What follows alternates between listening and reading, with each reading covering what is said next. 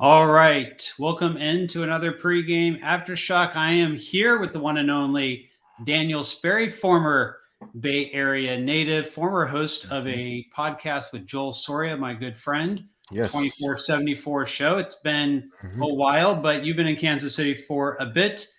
I mean, Quite you're some time now. you're writing a lot of soccer these days. I believe Yeah. covering the Kansas City Star, and you're covering KC Current and hmm Sporting too. And like Yeah.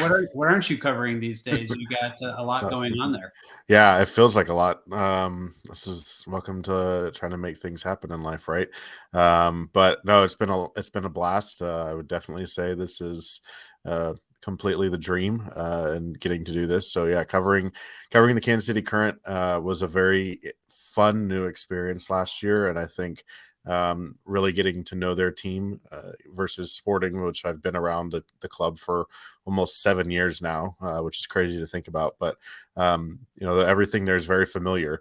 The Current was not, and so trying to relearn a whole new club while covering another one at the same time last year was kind of crazy. But this year it feels like we've really got it down and enjoying. I mean, neither team has won so far, but it's still fun to, I guess, try to make a living writing about soccer. So And we'll talk in a little bit here about the lack of winning, but yeah, just for people who don't know you, might be new to the show, give people just a little bit about your Bay Area background, and then we'll jump into talking about Sporting. yeah. So I grew up in Turlock, California. I went to Pittman High School along with Joel Soria. For those of you who aren't up on Colin Kaepernick, or maybe not a fan of his or whatever, that was the high school that he grew up going to.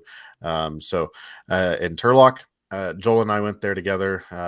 Spent some time, a year. I think I took a year away from doing college out in the Midwest out there, where Joel and I attended some classes at the community college and played soccer in a Mormon rec center in Central California, like every Tuesday night for about a year, which was a blast. So I've grown up loving all Bay Area sports teams. I've when you are in this job where you have to really be intensive on another team that is not one that you have a fandom, you essentially kind of lose all quote fandom of teams at some point, which you probably should, because your job is to be objective, right?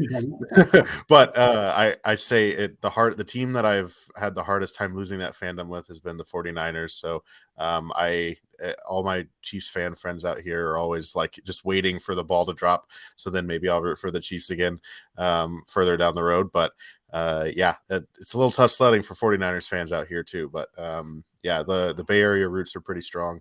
It's been a while since I've been out there. My family finally like moved out here last year. My sister's been living here up for about 5-6 years now too. So the whole Sperry clan is in Kansas City. So it'll take something to really get me back to the Bay Area sooner or later. Well, we need to get you back for some away game covers at some point, right?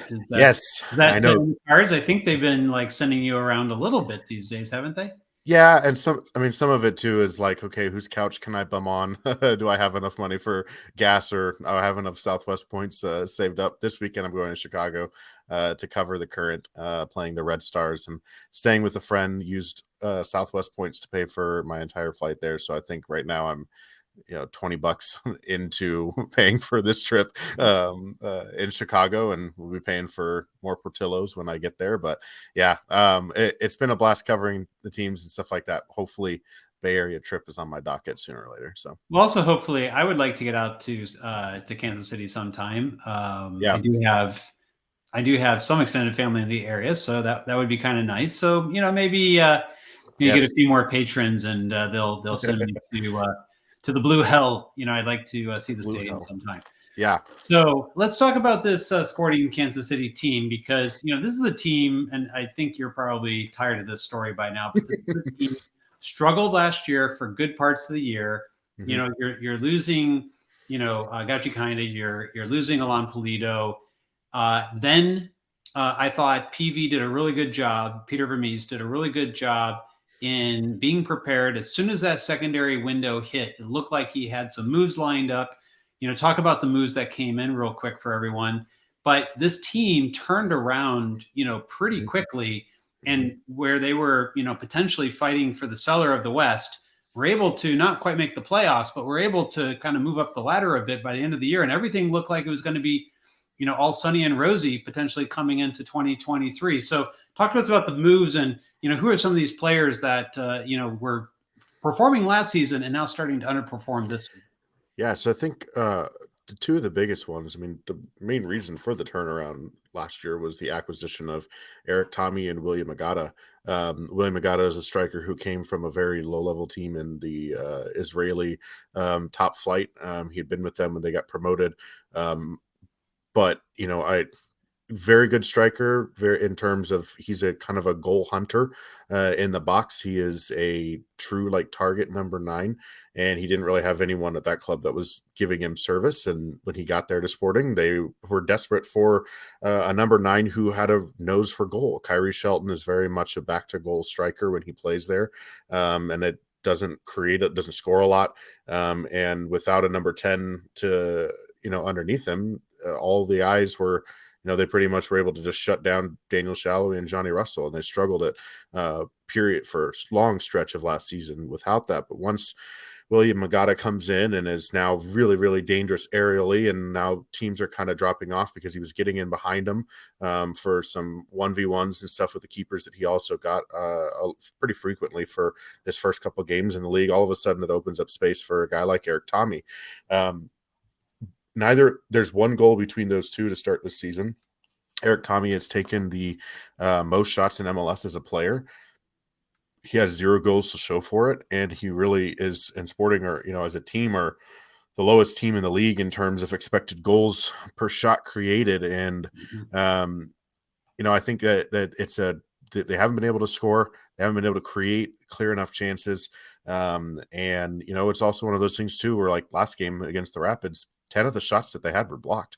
10 of 18 shots were blocked, which means they're shooting when the shooting lanes aren't there. I think at times Tommy's trying to do too much, and I think Peter Vermees has talked about that, I think, multiple times now. Today, he didn't really want to talk about the start. I asked him if he would sum up his emotions on the start, and he said, Siri wants to answer my question here. I asked him about a question. I asked Peter a question about the start today, and he said, I'm done talking about that. I've answered this question, multiple times. I think a lot of folks are done talking, around the club want to be done talking about it. But until they put the ball in the back of the net with regularity, you're not going to keep talking about it. And, it was so glaring last season how much they needed a number 10. And how much they needed a number 9 too, to finish off some of those chances. And, Eric Tommy and William Agata were that for the final 10 games of the season. Sporting was one of the hottest teams in Major League Soccer, and I don't think they got eliminated from the actual playoff picture, given how bad their start was, until like maybe just before the game against Seattle in the penultimate match of the season, which effectively knocked the Seattle Sounders out of the playoffs too in that match. So it was either that week or the week before. I mean, they were really in it until the end there for a little while, surprisingly, because they were able to accumulate points so quickly when those guys got in and got flying. And so now that they haven't been scoring, now you're looking at a team that has only scored 2 goals in 7 games, and was really desperate for now the returns of Alan Pulido and Gadi Kinda too. Yeah. So, and 28 shots. I just looked it up from Eric Tommy this season, no goals. I mean, that's got to be frustrating all the way around for everyone. And as you mentioned, second most shots in the league right now. They had the most shots in the league, but Vancouver is like shooting a lot for some odd reason. Yeah. So now Sporting is a number 2, but as you mentioned, lowest XG per shot.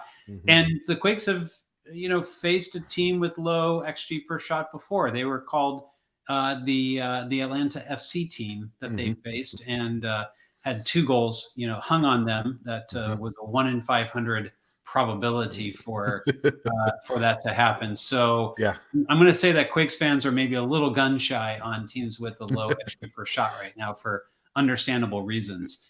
But obviously there's a lot that's gone down, also this week in terms of what happened with the racism incident. I want to just get your thoughts in terms of, what your experience has been over the years. You've played a lot of soccer yourself. You've been Hmm. involved in a lot of situations. I personally have not, been subject to Hmm. seeing a lot of racism. It's not that I haven't played with black players. It's that I don't think I've been in environments, and also, a lot of Latino players, obviously, but I haven't been in Hmm. environments where racism was an issue. One of the things that shocked me when I went to Eastern Europe a Hmm. few years back and went to a game over there was how prevalent it was within the stands against Jewish players, against black players. It was really an eye-opening experience for me.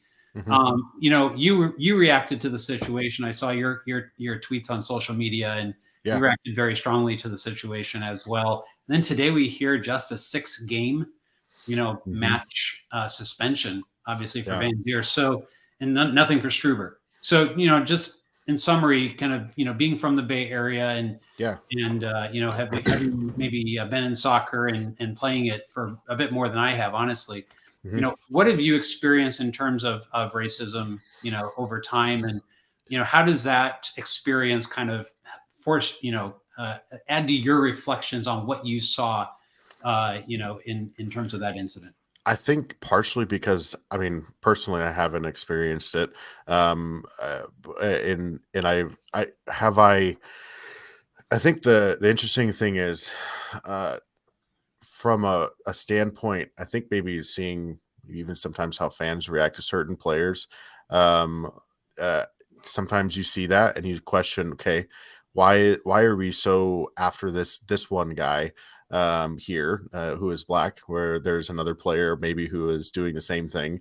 We are not as gung ho. I think sometimes you see it in that space, but I think in terms of a game, I mean, I think it's so foreign to American, at least MLS at a regular level, that when a moment like what happens on Saturday happens, that we're a little struck because, I, like you said, you haven't experienced it a ton out here, and I haven't either. But I think it's pretty obvious from the culture, what we've seen in Italy over the past few weeks with Romelu Lukaku. I mean, you Mhm. can even go back to Josie Altidore in Holland.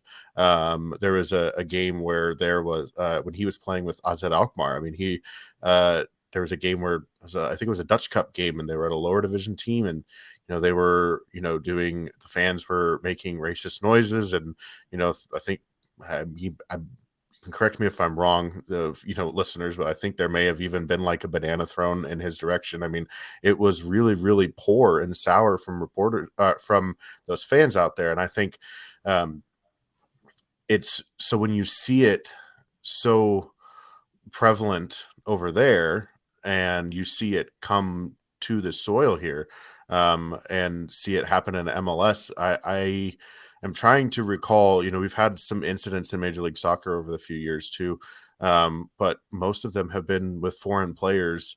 If I'm remembering correctly, most of the incidents, most of them have been with foreign players where that culture wasn't a part of it. And I'm not saying it's not prevalent in the American culture, and I will always refuse to think that, because I hear stories from players, especially on the women's side too. A lot of times at the youth level, they experience it from coaches. I've heard of it too from we can't ignore the NWSL reports as well. Mhm. So I think be in that moment, I think Jeremy Ibobise, given who he is and the character that we've come to know Jeremy have, and the reactions of a lot of players in that moment, I think it was very clear what happened on Saturday night, and it was just incredibly disappointing that we are having to go through this and having to deal with this, and not because,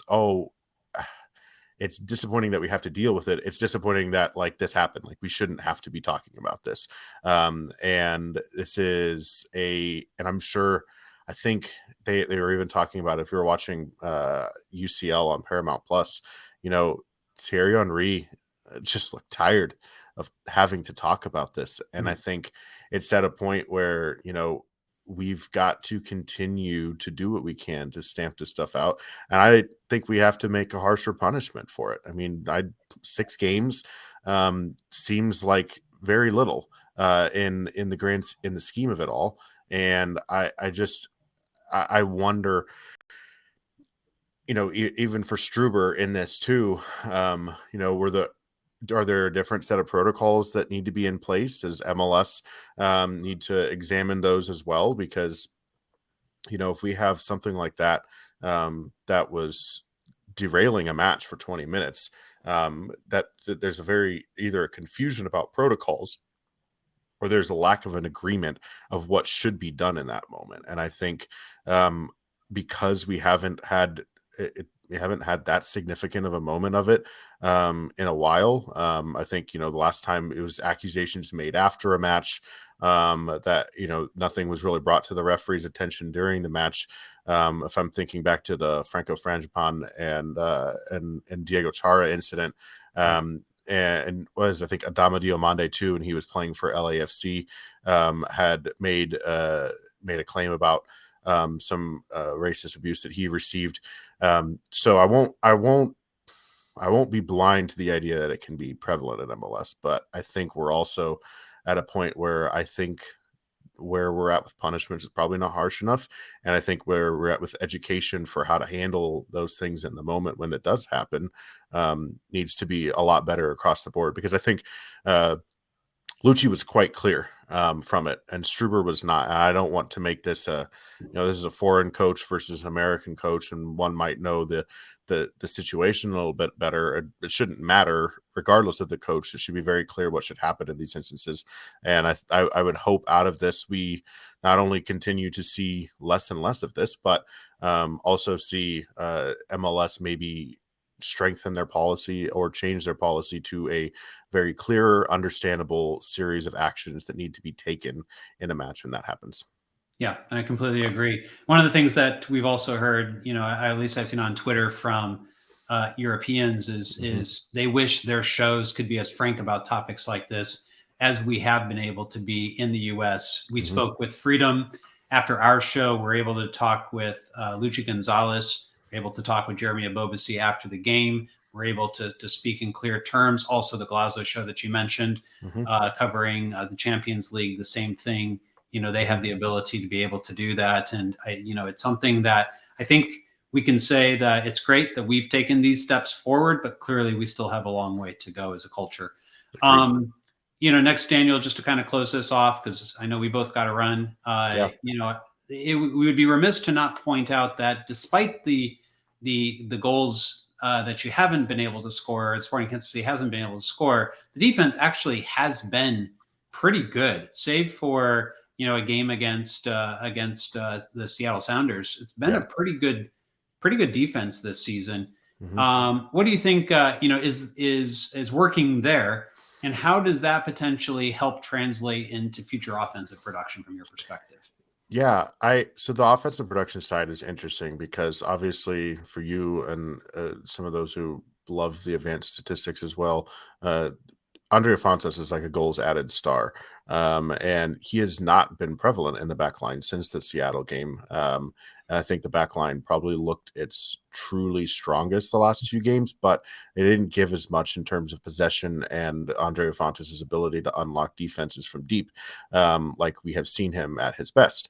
But that was with a back line of Robert Volader playing left back, who's normally a center back. He's a left-footed ball-playing center back, but he's pretty young and athletic and can handle being a more defensive, old-school type left back. And then next to him has been Robert Castellanos and Danny Rosero. The last two games has been Sporting's big TAM defender signing from Club Atletico Junior from Barranquilla in Colombia. And Rosero has been everything that they wanted out of him. He's pretty calm and patient on the ball. He's very big and physical. He reads and intercepts play and challenges like they needed out of someone to partner with Fontes. And he is fantastic aerially, which was an area that Sporting got absolutely killed by in that match in the Sounders, where they just kept chipping balls at the back post to Jordan Morris to slam dunk on. Right. Jordan Morris scored 4 of the goals that Sporting has conceded out of the 8 this year. So Graham Zusi's been there at right back, and I think I don't know if it's John Polskamp or Tim Melia in net. I don't know if there's a significant difference between either of them. One has more experience, a little bit less youth and springy in the legs. The other one has a little more springy in the legs and is a little bit more athletic in how he's able to play the position, but he has a significant amount of youth. And really, it's been a group effort in terms of the defense. The line and the space between the midfield and the back line has been pretty compact at times this year.